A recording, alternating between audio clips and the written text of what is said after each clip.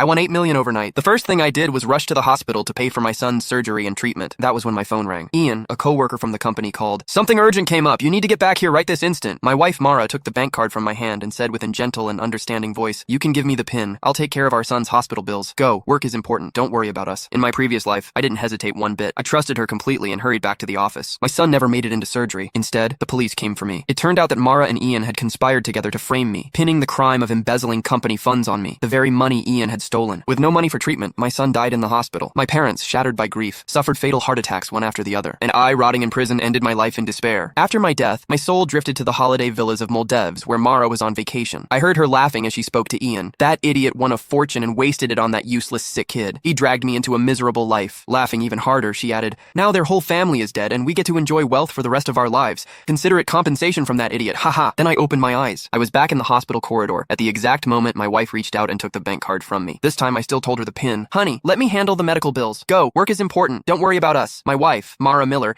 held the bank card with $8 million inside tightly. She might have sounded gentle and understanding, but her eyes were gleaming with triumph and excitement. In my previous life, I had trusted her completely. I did not expect her to take the money needed to save our son, Jaden Lowe, to conspire with my colleague, Ian Staffer, and frame me for embezzling company funds. I was then sentenced to 10 years in jail, and Jaden died in the hospital, receiving no treatment. Even my parents died of heart attacks one after the other. Their bodies were left on the streets with no one to help. When I was given another chance at life, hatred was raging in me. I wanted to tear that vicious woman into pieces with my bare hands. However, that would only land me in jail once more. It was not worth it. I was going to use a different way to make Mara and Ian pay the price. I gripped her wrist tightly and said with a strong hint, thank you for dealing with the hospital. This is the money needed to save Jaden. Don't wire it to the wrong account. After all, in the previous life, Mara did not wire the money to the hospital's bank account, but instead to Ian's other account. Mara's eyes had a pang of uneasiness in them. She said shiftily, don't worry, I won't be that careless. I replied with a smile. All right then. I turned around and my smile instantly vanished. Exiting the hospital, I sneered and called the police. Hi, I would like to report a financial crime. 2 minutes ago, I was scammed out of $8 million.